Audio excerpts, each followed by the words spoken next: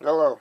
I have a lube analysis report right here that was done last year, 18th of August 2012. And it only been used about 1 hour. And let's go up here to the wear metals. Showing iron 22, aluminum 2, copper 1, and sodium, potassium, that's all good. Come across here, calcium's good and high.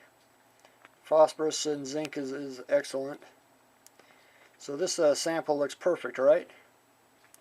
Well, let's come down to another test I run on the same sample. It's called an ISO cleanliness code.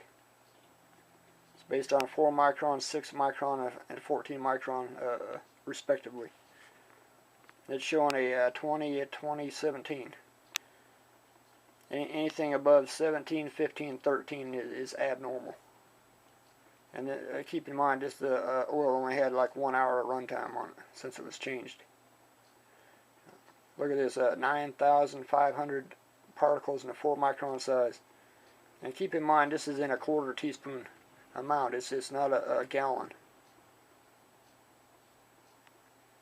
And keep these numbers. In fact, just go along here and write these numbers down and compare them to the next sample. In fact, the 21 and 38 micron rating, the lab flagged is abnormal. You can see they're shaded a little bit. I'm going to come over here to the next page. You can see the number went from 2017 down to 181714. It's still elevated, but look up here. The oil only had 83 miles of use.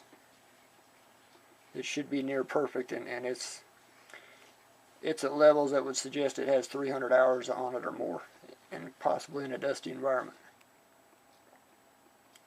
You compare these numbers to the previous sample, they're 6 times lower in the particulate matter. Come up here to the wear metals, about the same. Iron went down a little bit. The aluminum stayed about the same.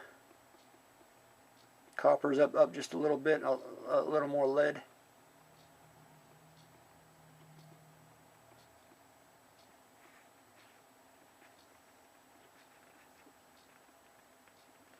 This is one of the dealings I had with State Farm Insurance. They sent their expert out and they did a basic wear metals test on here.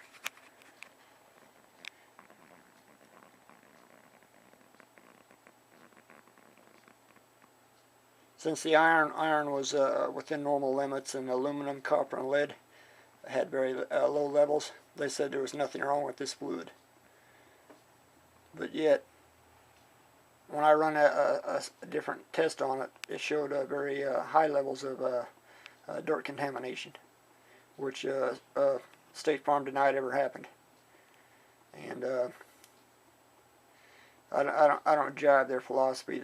Basically, what they're doing is using a paper review company to dispute that this ever happened.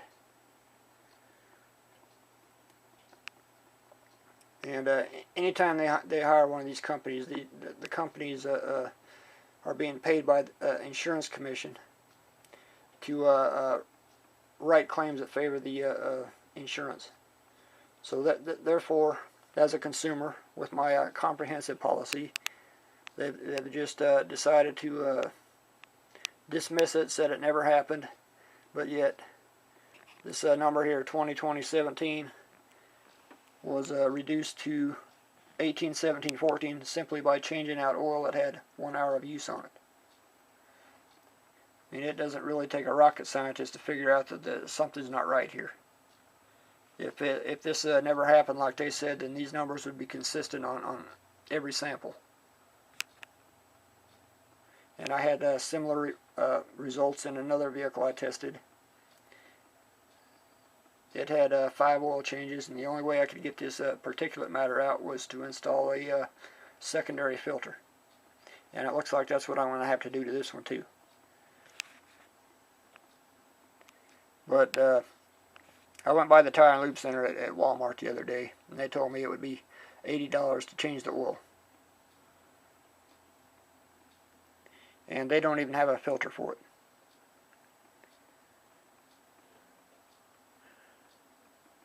So I'm just wondering how many times I'm going to have to spend $80 to change this fluid to get this dirt down to normal limits. Because I can pull the dipstick out and rub it in my fingers, and you can still feel the abrasive particles in it after it's been changed a couple of times. That's what I have for today. Thanks for watching.